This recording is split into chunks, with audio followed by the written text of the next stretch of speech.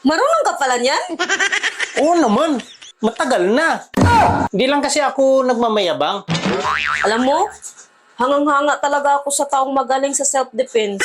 Ay, sinabi ko sa'yo, sa probinsya namin, lahat ng siga doon, ako yung kinakatakutan. Hindi nga. Oo, kilala kasi nila ako na pinakamagaling sa self-defense. Hanga kasi ako sa mga ganyang tao eh.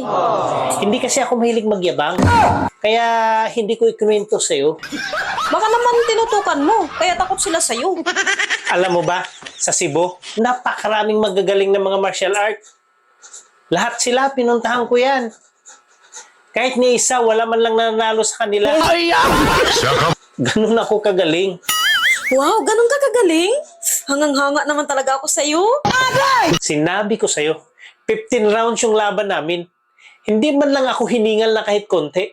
Hindi man lang nila ako napabagsak. Ganun ako kagaling. 15 rounds? Sigurado ka ba? Eh, bakit yung laban natin kagabi? 1 round lang, bagsak ka na. Diretso tulog ka pa.